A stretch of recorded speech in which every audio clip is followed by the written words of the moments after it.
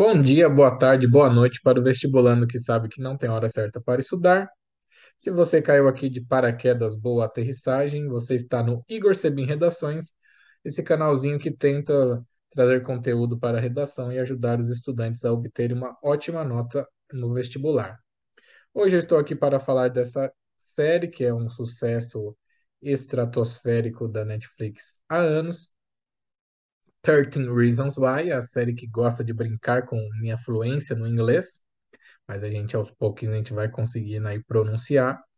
E aí, quem não está acostumado, eu trago três exemplos, podem ser introduções ou desenvolvimentos, de três temas diferentes.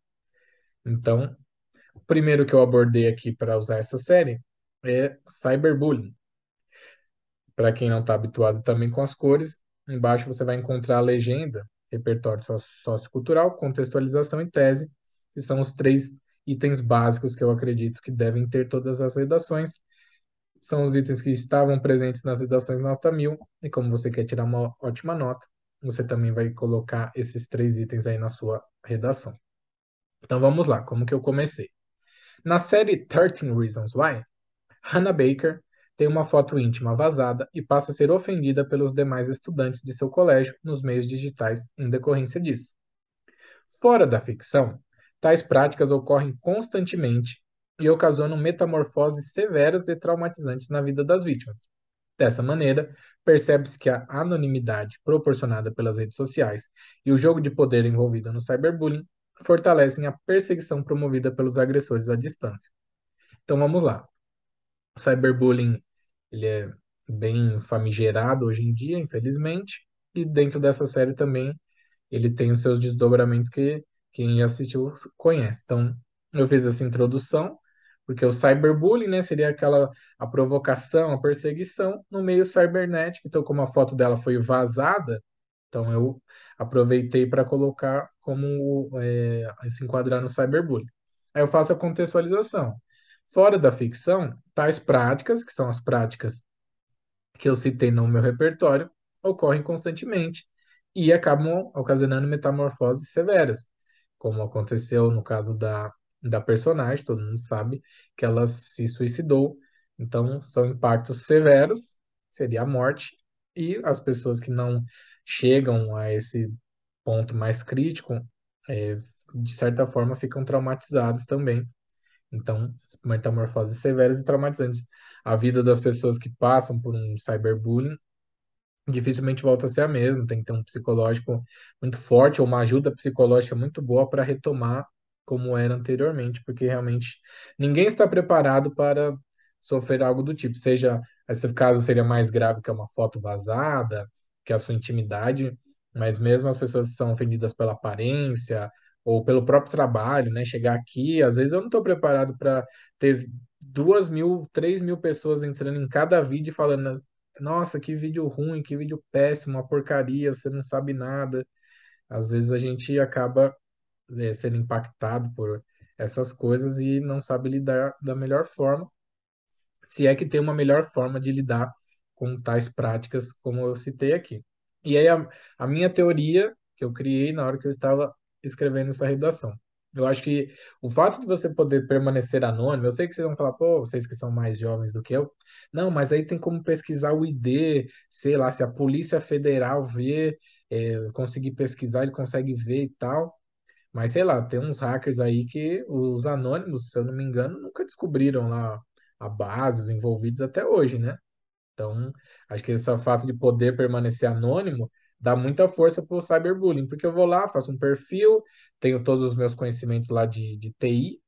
Quem é mais tiozinho igual eu chama conhecimento de tecnologia de TI. Tudo é TI. Os estudantes de TI odeiam as pessoas que não têm conhecimento, que acham que tudo é TI. Aí o cara tem o seu conhecimento lá de TI, aí ele bloqueia o acesso lá, os cookies e essas coisas que eu não sei nada. E aí você não consegue chegar nessa pessoa. Então ele entra aqui com um perfilzinho falso e fica lá. Igor é uma bosta, Igor não sabe de nada. E aí ele fica todo dia. Ele entra na rede social de uma pessoa gorda e chama de baleia, de uma pessoa com deficiência e faz uma piada, ou numa outra faz uma ameaça. E aí nunca é pego, nunca é descoberto, e ele vai, isso vai gerando um certo estímulo. É como se fosse a impunidade. Se o ladrão não é preso, ou se fica um mês preso, um dia preso, quando ele sai da cadeia, ele vai fazer o quê? Então, esse é um dos pontos que eu citei, que são uma das causas. Tese, gente, para quem está aí meio perdido, tese seriam duas causas ou consequências daquele tema. Então, quando você vê cyberbullying, eu poderia colocar aqui duas coisas que são decorrentes disso. Ah, o cyberbullying causa suicídio e depressão, por exemplo. Seriam dois exemplos. Eu falaria do suicídio no desenvolvimento um, da depressão no desenvolvimento 2, da mudança que tem na psicológica das pessoas. Ou, como esse caso aqui, eu falei das causas. O que eu acho que causa o cyberbullying. Então, a primeira parte foi essa questão anônima da internet. E segundo, o que eu acho, que não é a verdade absoluta nunca, que existe um jogo de poder envolvido no cyberbullying. Porque o bullying, ele é o quê? Ele acaba sendo uma característica, alguma coisa que você pega daquela pessoa e você diminui. E aí você faz disso a sua superioridade. Então, vou dar um exemplo aqui de futebol. Por exemplo, lá o Palmeiras, que é o meu time, não deveria revelar aqui, mas sou palmeirense. E então o pessoal vem e faz o bullying aqui com o palmeirense e fala o quê? Palmeiras não tem mundial. Percebe o jogo de poder envolvido? O cara é lá corintiano, São Paulino, santista, sei lá, flamenguista, tem que ser um time que tem mundial, né? E aí ele vai e fala: o Palmeiras não tem mundial. Então, ao jogo de poder, ele tá querendo falar o quê? Que o time dele é melhor do que o meu. Ah, eu torço pro São Paulo. São Paulo tem 3 títulos mundiais, o Palmeiras não tem nenhum. Percebe esse jogo de poder? Ele tá se sentindo superior a mim, porque o time dele ganhou 3 títulos. E aí ele fala que o meu não tem, apesar que tem lá os 51, mas vocês não estão prontos para essa conversa. Então, eu acho que todo bullying, e o cyberbullying é o bullying, né, no meio digital, ele envolve muito esse jogo de poder. Quando um magro vai na rede social de um gordo e ele vai lá e xinga o cara de baleia, ele está falando que a magreza é superior à obesidade. Então, ele, como magro, ele é um ser humano melhor. Quando um branco comete racismo, o que que ele está falando? Ele está falando que a etnia dele é superior. Então, eu, na minha humilde e singela opinião, acredito que o cyberbullying tem um jogo de poder envolvido. E aí, esse jogo de poder vai causando essa perseguição, e com essa força da anonimidade, o fato de ser anônimo, faz com que esse mal, né, essa perseguição seja promovida por esses agressores à distância e vai se perpetuando. Infelizmente, eu não sou muito otimista em relação ao fim do cyberbullying, do bullying, porque aí seria, como dizer, o fim da maldade, né? Acredito muito nessa maldade inata já do ser humano. E aí teria a introdução com o que eu acho que deve ter, com esses 3 elementos aí, rosa, azul e cinza, tem esses 3 elementos básicos, e aí eu desenvolveria a minha redação a partir disso.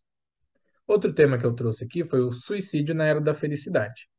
Aí já é um tema um pouquinho mais filosófico, né? Porque a gente vive numa uma realidade hoje que a gente não pode ser triste. Até falei num outro vídeo, você tem que ser feliz. Tem o coach, tem aquela questão da rede social de mostrar felicidade, de vitórias, conquistas. O vestibulando que não passa no Enem, ele não tem lugar para rede social em fevereiro. Porque fevereiro costuma sair, é, acho que é começo, final de fevereiro, às vezes muda um pouquinho, né? Mas vamos colocar que seja fevereiro. Saem lá os resultados. Então não tem margem para o cara chegar e falar, tirei 500 em redação, porque a internet vai estar tomada por notas 1000, o Globo vai fazer matéria com nota 1000, não vai fazer matéria com nota 600, 700. Então a gente vive muito numa era da felicidade, a felicidade é o que rende. Tirando lá os programas do Datena, né, do Luiz Bate, que aí são pautados na tragédia, né, aquele sensacionalismo todo. Mas no geral a gente vive na era da felicidade, né? A gente tem que ser feliz, tem que se animar. Então tem aquele coach motivacional, tem aquela pessoa da positividade. Aí você segue aquela página de positividade na rede social. que é segunda-feira, 4 da manhã, você está acordando para trabalhar, vai atravessar a cidade, vai deitar na sua cama só 11 da noite, vai se ferrar o dia todo. Aí vem aquela frasezinha: o início de uma semana depende apenas da vontade que nós temos de ter o sucesso. E você não pode chegar e falar, poxa, mas é 4 da manhã da segunda, tá chovendo, tá frio. Não, não tem espaço para isso, é a área da felicidade. Então eu tentei fazer um tema um pouquinho mais filosófico com isso daí. Então vamos lá. No seriado 13 Reasons Why, uma série de traumas impostos à personagem Hannah Baker acabam em um final trágico. A jovem tira sua própria vida. Já dei uma introduzida ali no tema e agora eu contextualizo. Fora da ficção, os elevados números de suicídios presenciados na contemporaneidade indicam a ilusão de que o homem é mais feliz do que foi outrora, bem como apontam a dificuldade de prevenção dessas tragédias. Logo, esse desassossego da mente humana é oriundo dos. Aí vem minha tese. Quando eu falo sempre oriundo dos, provém, origina-se, quer dizer que eu estou indicando as causas daquele tema que foi colocado para mim. Então, o que que eu acho desse tema? Eu acho que ele é oriundo dos atos maldosos dos membros do corpo social e da falta de programas de cuidados da saúde psicológica. Então vamos por partes. Os atos maldosos, como eu disse, eu acredito muito na maldade humana. Eu acho que tem ser humaninho sim que nasceu para ser ruim. Eu não sei por que não tem esse conhecimento psicológico, científico, e acredito que a ciência ainda não chegou num veredito, mas tem lá um estudo que há uma quantidade, acho que são 2 ou 3% aí da população que é compartilha de sociopatas, psicopatas, são pessoas que já vêm com um certo distúrbio, que já tem ali uma baguncinha na mente já de nascença, né? Como dizem os antigos. Então, eu acredito muito nisso. É a maldade pura das pessoas. Tem lá tem na creche já tem aquela criança que sai mordendo todo mundo e sai batendo. Aí tem aquela criança quietinha que apanha calada, chora calada, e tem a criança que já tá com o terror ali. E, sei lá, eu não acredito muito que uma criança de 2, 3 anos já foi influenciada pelo pai, pela mãe. Até porque já conheci pessoas que os pais são bonzinhos e as crianças são atentadas e vice-versa. Então, sei lá, eu tenho essa humilde e singela opinião que eu conseguiria embasar num D1 sobre esses atos maldosos, com exemplos. Aí tem aquela coisa da banalidade do mal, da Hannah Arendt, sobre aquele conceito do mal que se repete, se normaliza. Então, eu iria por esse caminho nesse primeiro argumento. E o segundo, falta de programa de cuidado de saúde psicológica. Alguém conhece alguém que não tem o plano de saúde e consegue com facilidade passar no psicólogo? A gente não consegue. Você, para passar no psicólogo sem ter convênio, você tem que apresentar alguns problemas, aí você tem que ir aqui e ali e tentar, e o gratuito é uma vez na semana, só que é só quarta, 10h30 da manhã, e aí você tem que se adequar. Então, quem tem o convênio, ele marca lá, ou paga a parte, e ele tem mais opções. Então, eu não vejo, né, um programa de cuidados, da saúde mental das pessoas, principalmente aqui no Brasil. Nos outros países eu sou leigo, né, mais leigo do que eu sou do Brasil, mas aqui no Brasil não se tem esse programa, acompanhamento na escola. Tem psicólogo na escola? Você está aí com 15, 16, 17 anos, aí você tá com aquela coisa, ó, é uma fase que a nossa cabeça fica bagunçada mesmo, já passei por essa fase, não que hoje minha cabeça esteja muito melhor. E a gente não tem um apoio. Às vezes a gente fica meio com vergonha, com receio de falar com os pais, dá certa preocupação, e a gente não tem esse acolhimento no âmbito educacional. Em casa, às vezes, a vida dos pais também é corrida, não dá para dar, né, às vezes perceber coisas que uma mãe, um pai que fica mais em casa perceberia. E aí, sem esse acompanhamento, talvez no caso da Hannah Baker, né, até eu vou falar na sequência, mas talvez se ela tivesse recebido um apoio, um acolhimento de uma forma mais qualitativa, talvez eu não tivesse chegado nesse fim tão trágico. Então, essas são as duas causas que eu apontaria para esse tema: suicídio na era da felicidade. É lógico, né, gente, que eu repito, quando não tem o texto motivador, fica mais amplo mesmo e dá para você viajar mais.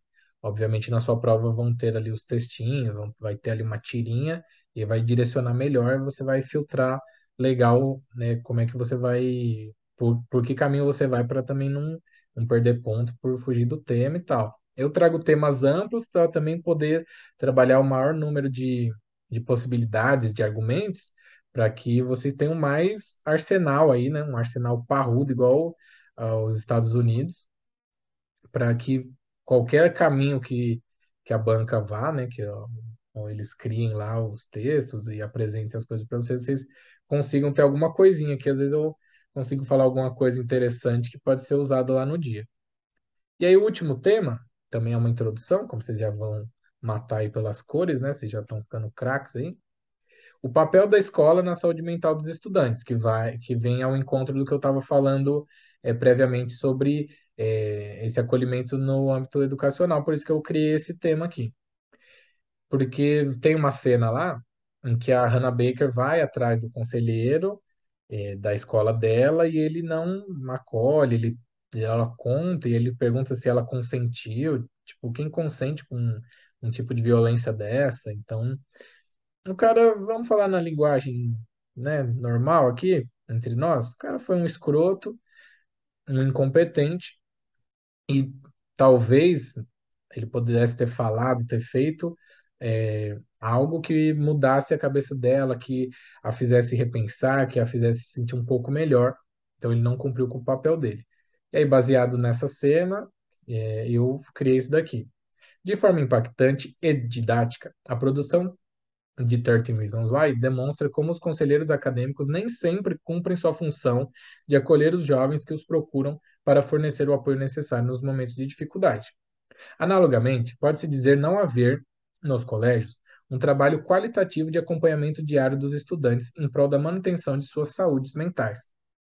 Assim, aí vem minha tese, a precariedade do cumprimento de sua missão básica, ensinar conteúdos disciplinares, e a negligência com o desenvolvimento psicológico em uma fase de transição tão fulcral do ser humano escancaram a incapacidade do âmbito educacional nessa problemática. Aqui, trazendo para o Brasil, geralmente o Enem vai pedir Brasil, Brasil, Brasil, né? Então, precariedade do cumprimento de sua missão básica. A gente sabe, quem é de escola pública, que o básico, que é ensinar geografia, história, biologia, química, física, português, matemática, a escola já não cumpre. Então, isso daí leva a não ter outros serviços, a não ter uma amplitude nessa cobertura juvenil. Porque se male male estão te ensinando a fórmula de Bhaskara, se male male estão te ensinando quem descobriu a América, como é que vai ter um psicólogo? Não tem professor. A escola, qual que é o princípio da escola? Ter professores. A escola ensina, então quem ensina a escola ensina por meio dos professores. Então, se não tem professor, como é que vai ter psicólogo? Como é que vai ter um conselheiro? Então, na minha humilde e singela opinião, essa precariedade alimenta essa incapacidade de cuidar da saúde mental. E a negligência com o desenvolvimento psicológico. Eu vejo, enquanto adolescente, e agora já um jovem ancião, eu vejo que na adolescência o pessoal é muito, mas é da fase, e tá rebelde, e não se tem uma preocupação de acompanhar, de levar. Quem tem formação em psicologia para falar se o filho tá rebelde ou não? Tirando os pais psicólogos, obviamente. E aí chega lá e fala, esse menino tá rebelde, esse menino isso e aquilo. E que nem eu, quando eu era jovem, tinha alguns posicionamentos, assim, sobre religião, por exemplo, e a minha mãe falava que eu era rebelde, isso e aquilo, e não se tinha uma preocupação de, tipo, o que será que tá passando com ele? Vamos levar num médico? Vamos levar mesmo numa pessoa para fazer um acompanhamento, para saber como é que as coisas estão, se realmente é uma coisa de fase, se está acontecendo alguma coisa mais séria. E eu vejo muita negligência disso com os jovens. A fase mais difícil da nossa vida é essa fase que nem a fase de vestibular que vocês estão vivendo agora. Você está mudando de uma fase praticamente de criança para adulto. E assim, ó, de uma hora para outra. Porque pensa bem, muita gente aí que está no terceiro ano do ensino médio tem que pedir para a professora para ir ao banheiro. Aí você fica lá, janeiro, fevereiro, março, abril, pedindo para ir ao banheiro. Aí chega no final do ano e fala, então, Ana, o que que você quer fazer pro resto da sua vida? Uma profissão assim? Aí, como é que é? É uma profissão, Ana. Você precisa escolher uma profissão agora que você vai fazer pro resto da sua vida. Mas é que meu pai escolhe a hora que eu vou dormir, a minha mãe que compra minhas roupas, é a professora que deixa eu ir ao banheiro. E agora você está falando que eu tenho que decidir o que eu vou fazer pro resto da vida, mas eu só tenho 17 anos, moço. Não, Ana, é agora, tem que decidir. E aí, como é que tá? Então percebe que loucura que é essa fase, que você sai ali de estar a todo momento recebendo ordens para meio que agora você é o protagonista da sua vida. Agora você vai decidir, agora você vai fazer um vestibular filha da mãe para conseguir uma vaga na universidade. Se você não conseguir, vai cair tudo sobre você. A culpa sua, Joãozinho. Você que tirou 700 na redação do Enem. Assistiu um monte de vídeo do Igor e não tirou mais 900. Agora aí, ó. Agora você não vai fazer faculdade. O pai e a mãe não têm condições, felizmente. Você não vai fazer faculdade. Então, olha o quanto de coisa que o jovem passa, tudo de uma hora para outra. Começa a namorar, começa a ter aquela flerte, aquela aquele interesse, né, pelas pessoas, nessa questão mais romântica, a amizade vai, né, dando lugar aí para os namoricos. Então, aí tem o coração partido já aos 15, 16 anos, e aí tem que escolher a profissão e, sabe, é uma fase muito complexa da nossa vida, é a fase mais complexa da nossa vida, em que a gente começa a receber responsabilidades de uma hora para outra e tem que lidar com tudo isso. Então, se tem alguém que precisava ter um acompanhamento psicológico fornecido pelo governo, era o adolescente, era esse jovem dessa fase de ensino médio, assim que eu digo, né? Entre aí 14 e 18 anos, dependendo de quão avançado, que mês você nasceu, né? Que no Brasil tem isso. Quem nasceu em fevereiro, em outubro, às vezes muda o ano que a pessoa, a idade que a pessoa termina o colégio. Mas enfim, mas daí seria a minha introdução para esse tema, citando essa grande série. Aí eu queria fazer um convite para vocês, entre os dias 3 de agosto e 12 de novembro, se minhas contas não estiverem erradas, que eu sou de humanas, serão aí 100 dias antes do Enem, eu vou postar aqui 100 redações de 100 temas diferentes, todas feitas por mim, de temas que eu acredito que possam cair. Todo ano fica, né, nessa loucura de qual é o tema do Enem, a gente nunca sabe, a gente fica aqui tentando adivinhar.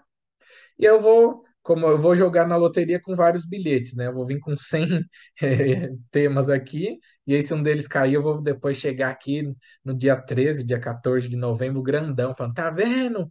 Professor que adivinhou a redação do Enem, ó. Aí apaga os outros 99 vídeos, né? Aqui, ó, no dia tal, no dia 7 de setembro, eu falei que ia cair tal tema. Mas brincadeiras à parte, é um projeto que eu montei, visando já trazer uma redação pronta de vários temas para que vocês tenham acesso mesmo. Poxa, tal tema, evasão escolar. Como que ele faria a introdução, desenvolvimento e conclusão? Ah, eu faria assim, vou trazer para vocês. Ah, inteligência artificial, gravidez na adolescência. Eu vou fazer vários, já fiz vários temas, estou montando os vídeos bonitinho e a partir do dia 3 de agosto começo a postar. Então, se você gostar da ideia, vai me acompanhando, já se inscreve para não perder os vídeos e chama os amiguinhos. Para finalizar, sempre digo que a interação de vocês é muito importante. Então, se não gostou, fala aí mesmo, vê o que que eu posso melhorar, como que você quer os próximos vídeos. Se você gostou, dá uma curtidinha aí, salva, indica pro parça. Se você quiser saber mais sobre mim, tem links importantes na descrição de outras formas que eu posso te ajudar, além de fornecer esse conteúdo gratuito aqui no YouTube. E para finalizar de vez, Cecília Meirelles disse: há mil maneiras de se colaborar na obra da educação. Há terreno para todas as vocações. Eu acho, e apenas acho, que tenho uma pequena vocação para ajudar as pessoas com redação. Então, estou aqui compartilhando um pouquinho de conhecimento, tentando ajudar as pessoas. Um grande abraço, bons estudos a todos. Vejo vocês aqui no próximo vídeo.